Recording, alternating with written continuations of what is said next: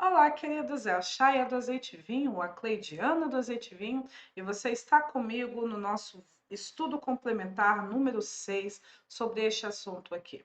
O que é oração e como orar corretamente, parte 2. No vídeo passado, então, o que que nós vimos? Nós vimos a respeito de oração e nós trouxemos posturas e princípios que você, aprendendo a respeito dele, vai começar a entender o que de fato é uma oração e como tornar a sua oração eficaz.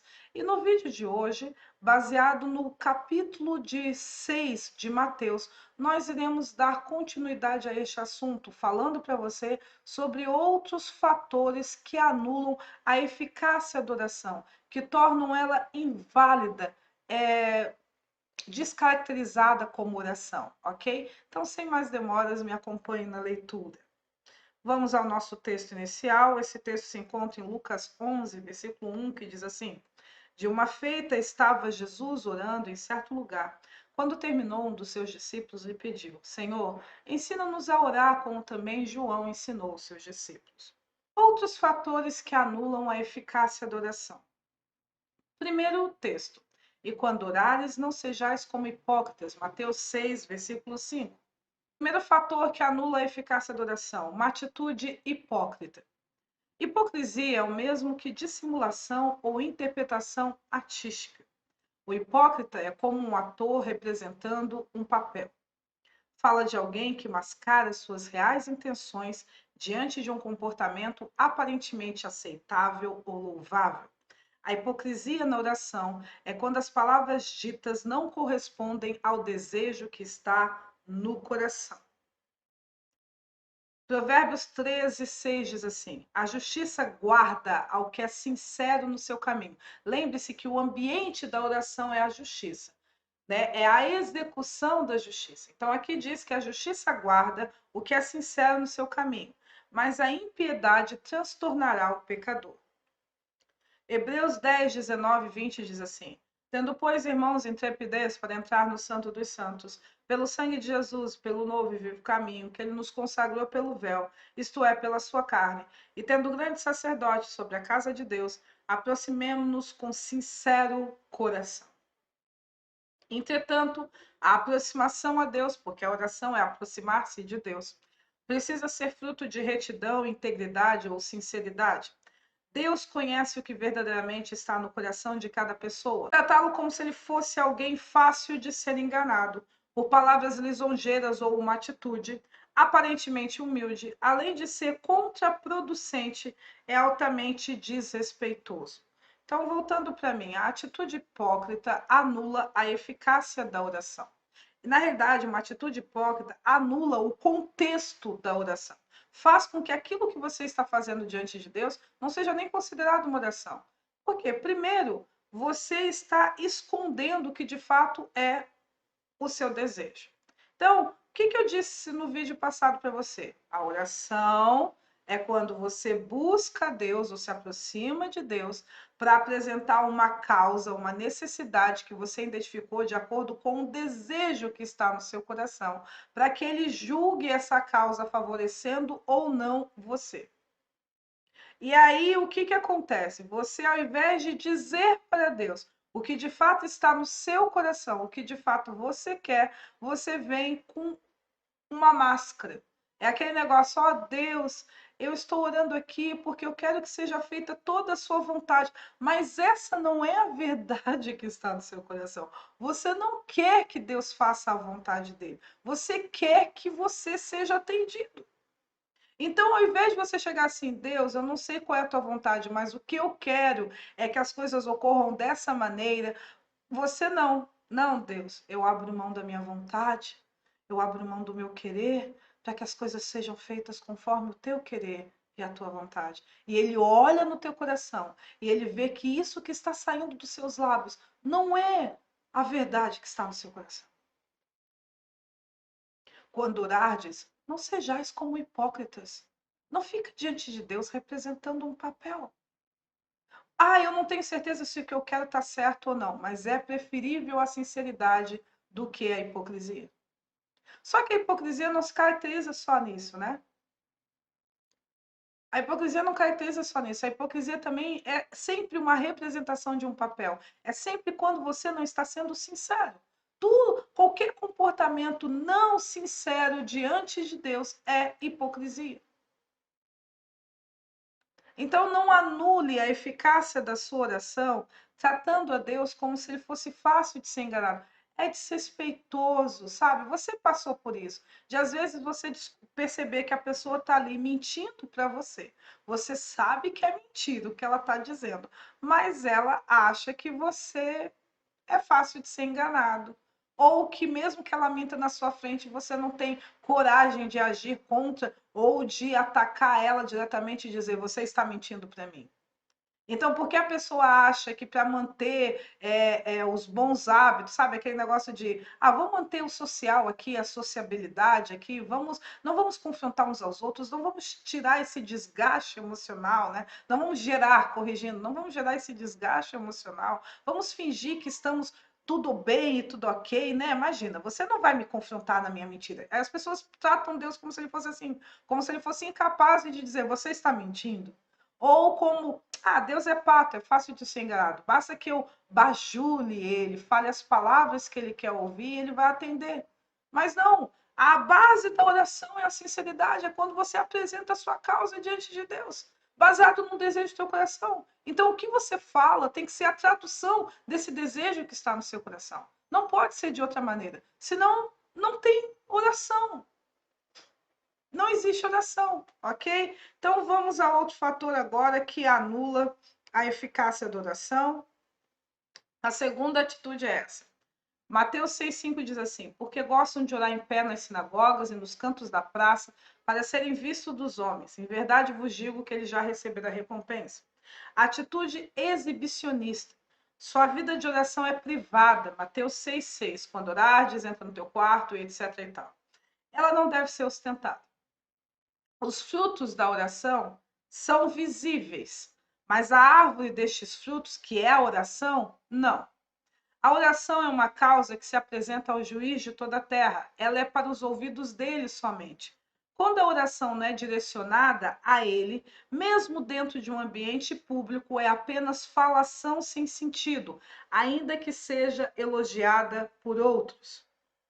Salmo 123, versículo 1 e 2 diz assim: a ti que habita nos céus eleva os olhos, como os olhos do servo estão fitos nas mãos dos seus senhores, e os olhos da serva na mão de sua senhora, assim os nossos olhos estão fitos no Senhor nosso Deus, até que se compadeça de nós. Então, a terceira coisa que anula a eficácia da oração é uma atitude exibicionista.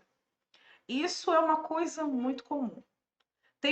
E o atitude exibicionista, primeiro eu vou falar dentro de um ambiente público e depois dentro do ambiente privado, dentro de casa. No ambiente público é aquelas orações em grupo que a galera faz, certo?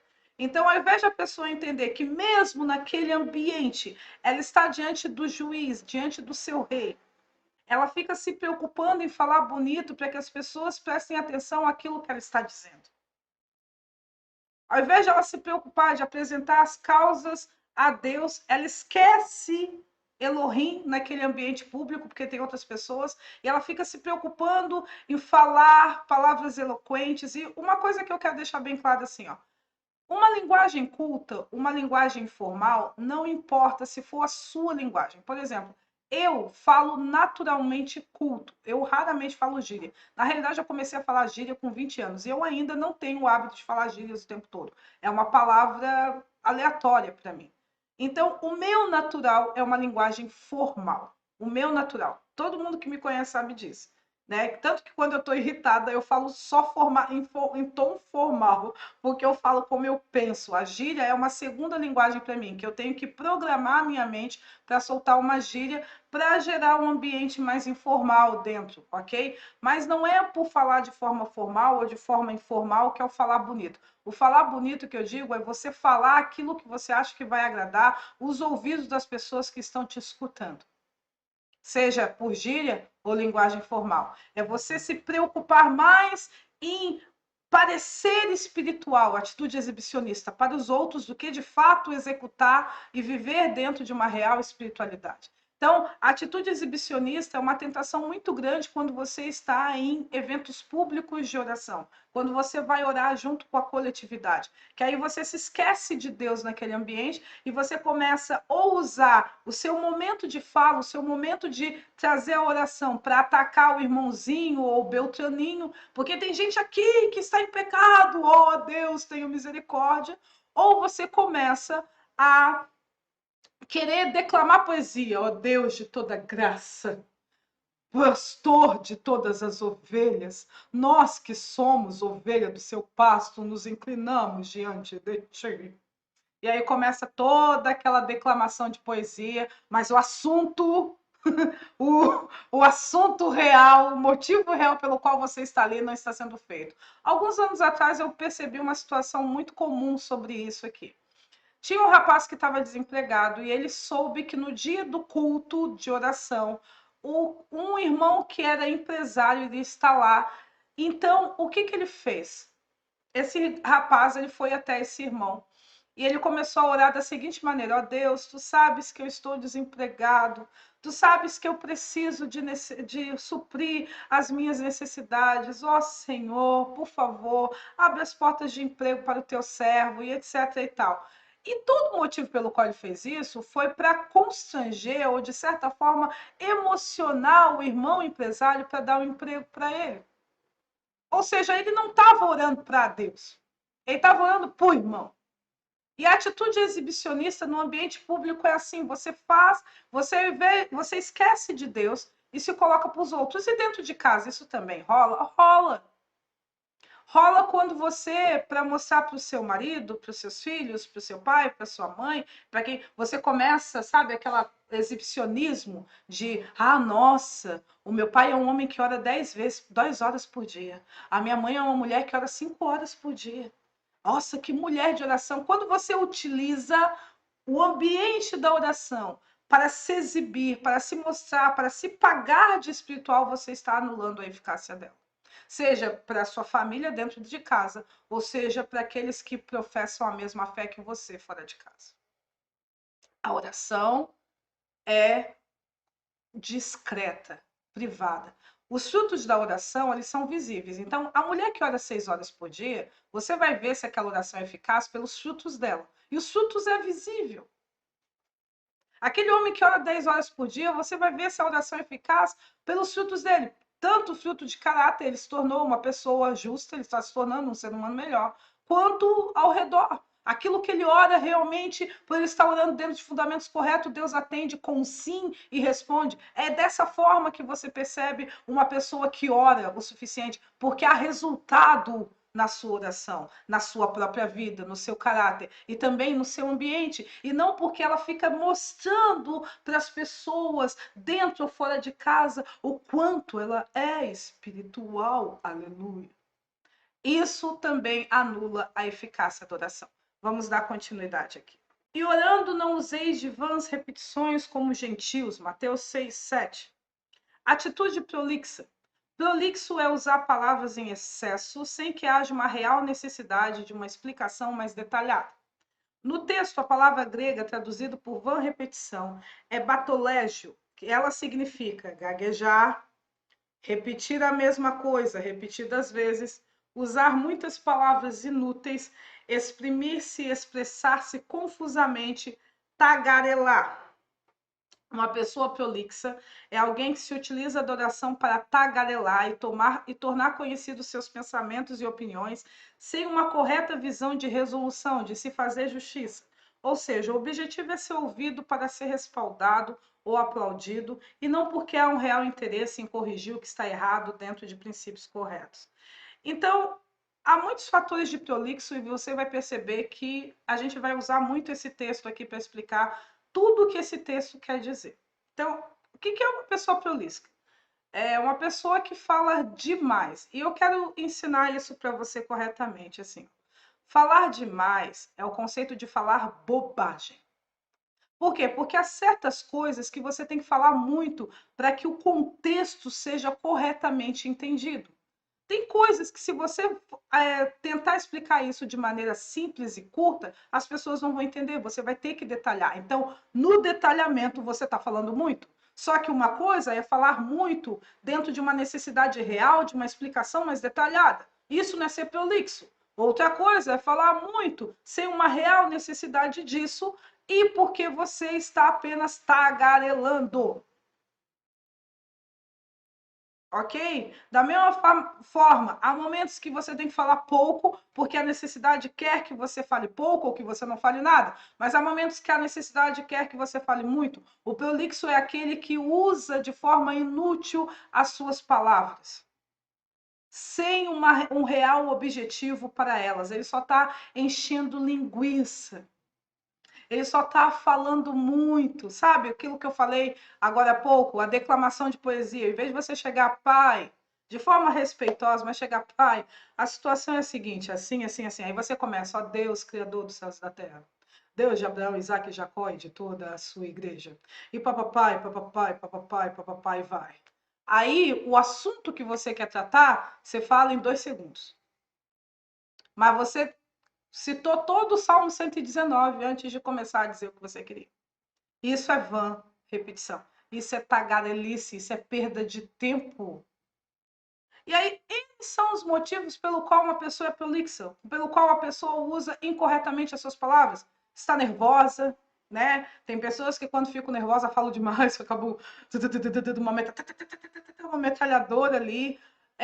Você não quer que as coisas aconteçam de forma justa, mas você quer convencer o outro a fazer as coisas do seu jeito, mesmo quando você não tem certeza se o que você quer está certo, então você fica lá, sabe, água mole em pedra dura, tanto bate que até que fui, então você fica falando, falando, falando, falando, até ver se Deus vai se cansar e ceder para fazer as coisas exatamente do jeitinho que você quer. Isso também é uma atitude prolixa, é um comportamento de usar de forma indevida a sua capacidade de fala e o uso das palavras, ok? E isso anula a eficácia da oração. Primeiro, porque você não precisa fazer uma encheção de linguiça.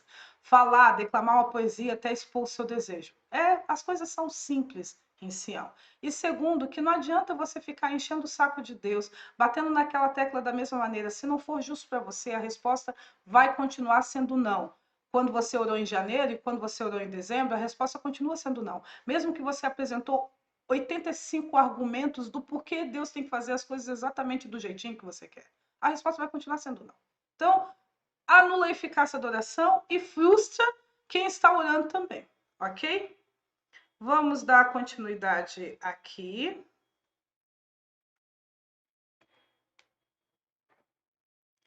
Porque presumem que pelo seu muito falar serão ouvidos. Já adiantei um pouco isso, né? Vamos lá. Atitude bajuladora. Um bajulador é alguém que fará qualquer coisa para ter seus objetivos realizados. Por isso, ele vai falar o que acredita que é o que o outro quer ouvir, a famosa massagem no ego. Ele vai estender o tempo da oração com palavras inúteis e sem sentidos, se isso levar a Deus a favorecê-lo. Guarda o teu pé quando entrares na casa de Deus, porque chegar-se para ouvir é melhor do que oferecer sacrifícios de tolos, pois não sabem que fazem mal.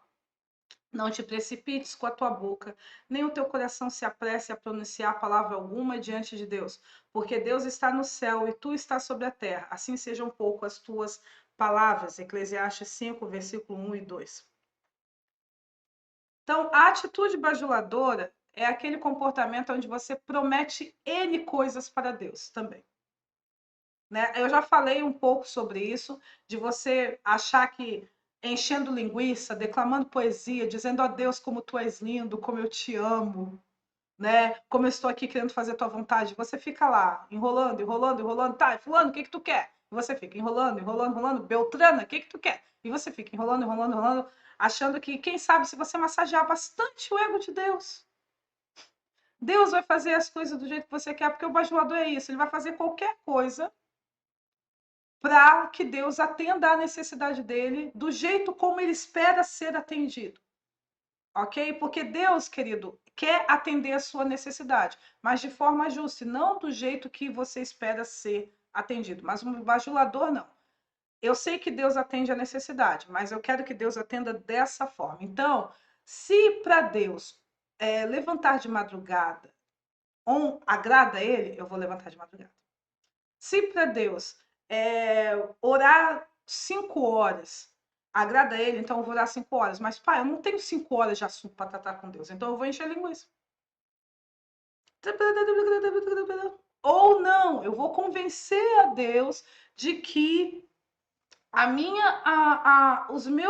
meu ponto de vista está correto. Então, eu vou apresentar argumentos sobre argumentos. Aí Deus continua dizendo que está errado, mas eu não estou convencido, então eu vou tentar convencer a Deus. Só que, tipo, ou ofertas de tolo. Deus, eu prometo que se você fizer isso do jeito que eu estou te pedindo, eu prometo que eu nunca mais vou fazer isso, isso e aquilo.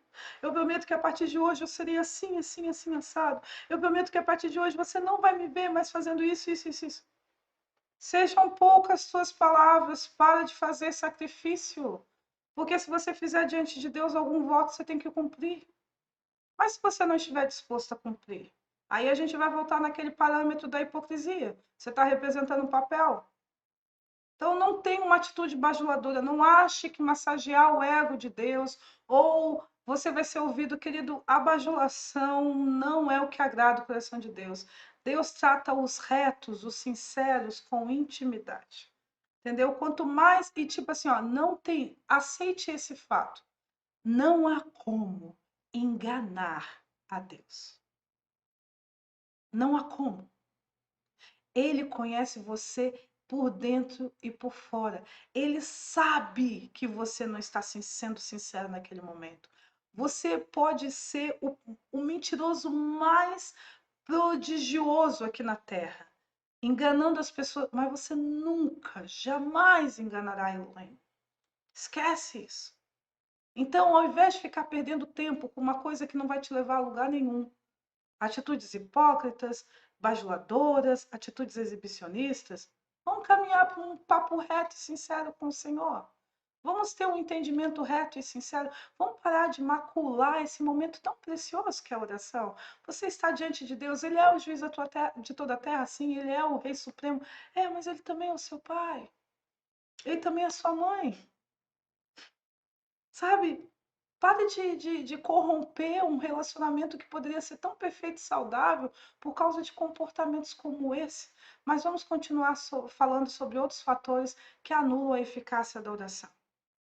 Não vos assemelheis, pois, a ele, porque o Deus, o vosso Pai, sabe o que tendes necessidades antes que lhes peçais. Mateus 6:8. Ou outro texto que eu também vou ler. Aproximemo-nos com sincero coração, em plena certeza de fé. Hebreus 10:22. Atitudes de incredulidade.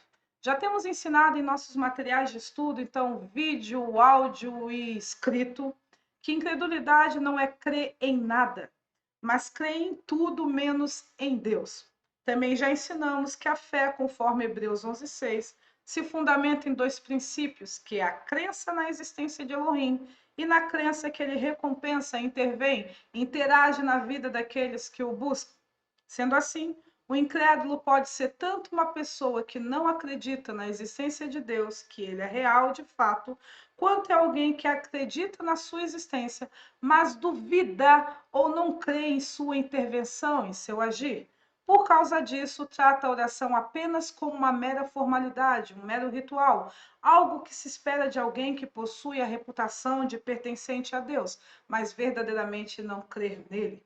Contudo, a incredulidade não apenas ritualiza a oração, ela também conduz a pessoa a tratá-la como algo que chamo de respaldo ou justificativa para a desistência, que é quando a pessoa alega que já tomou todas as ações para resolver determinado problema, até orar sobre ele já fez, mas mesmo assim não obteve sucesso, e por isso está liberada para desistir de resolver a questão de forma justa. Então, a incredulidade, ela é um fator que anula a eficácia da oração. Porque a fé é você crer na existência de Deus, de que Deus é real, de que Deus está vivo, de que Deus de fato existe, quanto você acreditar que, além disso, ele ainda continua recompensando os que o buscam, ele ainda continua intervindo e agindo na vida daqueles que procuram a ele em oração. E há pessoas que não acreditam em Deus, na existência de Deus. Mas há pessoas, e a maioria delas dos religiosos são assim, que até acreditam na existência de Deus, mas não acreditam no agir, na recompensa, na intervenção de Deus. Então a oração para eles é uma mera formalidade, eles agem como. É isso que se espera de alguém que diz que é de Jesus. É isso que se espera de alguém que diz que é de Deus. Então eles oram porque é o que se espera dele. Como eles leem a Bíblia, porque é o que se espera dele. Porque dentro do pacote da religião que eles seguem, é dito que aquele que pertence a Deus deve orar e ler a Bíblia. Então ele ora, mas não porque ele de fato entende a oração como uma causa que você apresenta diante do juiz para que ele julgue essa causa de acordo com a justiça. Não é porque eles realmente acreditam que quando eles entrarem no quarto dele, ou em qualquer lugar que eles estejam, que não precisa ser só no quarto, pode ser no banheiro. Cansei de ir trabalhar, querido, nos meus empregos seculares, e em muitos momentos não tinha um ambiente para orar, eu ia no banheiro e orava no banheiro. Então, qualquer lugar é válido para você buscar a Deus, ok? Então, tipo assim, eles tratam como uma mera formalidade. Ah, é o que se espera de mim.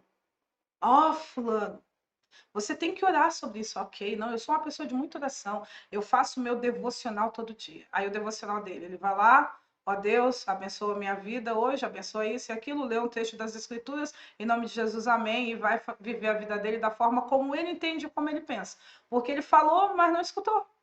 Porque ele também nem espera ouvir a Deus na intercessão, ele nem espera realmente pela resposta de Deus, aquele ato ali é uma mera formalidade, é só para ele pegar e dizer para as pessoas: eu sou um bom cumpridor das leis da minha religião, eu sou um bom cumpridor da doutrina da minha religião. Só que existe um outro aspecto, que é o respaldo para a desistência. Que é do tipo assim, ó, você não sabe como Deus quer resolver essa situação. Você nunca procurou saber como Deus quer resolver essa situação, mas você sempre procurou fazer tudo o que estava ao seu alcance ou tudo o que você entendia ser melhor para resolver essa situação e você foi frustrada em todas as suas tentativas. E agora você usa a oração como uma justificativa para você desistir. Você está dizendo que eu não lutei para resolver isso? Eu fiz de tudo. Eu procurei psicólogos, eu fiz tratamento, eu conversei, eu briguei, eu discuti, eu ameacei, eu fiz tudo o que esperava. Até orar sobre isso, eu orei. Então, como eu não tive sucesso em nenhuma dessas minhas tentativas de resolver, então eu estou liberada para desistir. E uma atitude incrédula, ela faz exatamente isso, porque ou você está fundamentando o seu comportamento, que você não acredita na existência de Deus, ou você até acredita que ele existe, mas que ele hoje não atua de fato e de verdade na sua vida, de que você pode falar com Deus e ele falar com você e você escutar a ele. E por isso você pode esperar pela resposta dele ou pela visão dele de como resolver isso. Então você sabe que uma pessoa incrédula não é porque ela está orando, porque ela pode orar com mera formalidade, é porque ela não tem o hábito de ouvir a Deus. E aí ela até ora, mas ainda faz as coisas do jeito dela. Você sabe que ela é incrédula, ainda que ela diga que não. Certo? E a incredulidade, em todas as suas formas e manifestações, anulam a eficácia da oração. E hoje nós iremos finalizar esse assunto também falando sobre outra forma de manifestação da incredulidade que eu apenas de maneira didática separei, mas é uma outra capa que a incredulidade usa. Vamos a ela. Outros fatores que anulam a eficácia da oração. E orando não useis de vã repetições como gentios, porque presumem que pelo seu muito falar serão ouvidos. Não vos assemelheis, pois, a ele, porque Deus, o vosso Pai, sabes o que tendes necessidades antes que lo peçais. Mateus 7 e 8. 6, 7 e 8. Atitude ansiosa. Apesar de que a ansiedade é uma manifestação da incredulidade, por uma questão puramente didática, neste estudo a tratarei separadamente. A ansiedade é um estado psicossomático de extremo desgaste físico e emocional, que se caracteriza por emoções tumultuadas e pensamentos aflitivos constantes. Então, a pessoa está constantemente com as emoções tumultuadas ou está constantemente com pensamentos aflitivos. A ansiedade é o medo em sua forma mais destrutiva, por causa da sua constância. A pessoa está naquele eterno estado de medo, preocupação, e ela está de noite e de dia dessa forma, então isso vai matando ela aos poucos. Uma alma constantemente aflita e preocupada bloqueia seus sentidos espirituais e adoece seu corpo. A ansiedade na oração atrapalha a neutralidade do coração e, consequentemente, no estabelecimento da justiça. Então, voltando para mim aqui. A incredulidade, ela gera medo, ela gera dúvida, ela gera ansiedade. Tudo isso é fruto da incredulidade ou diferentes maneiras de você entender a incredulidade. E a ansiedade é um problema muito sério. Muitas vezes, quando eu começo a ensinar para os discípulos a respeito da oração, eu peço para eles fazerem alguns testes. Eu peço primeiro para eles ficarem em silêncio. Ó, vai no seu quarto e antes de começar a orar, né, até coloque um lenço nos olhos. Isso para quê? Para sua mente não ficar, assim como você está orando, daqui a pouco está assim.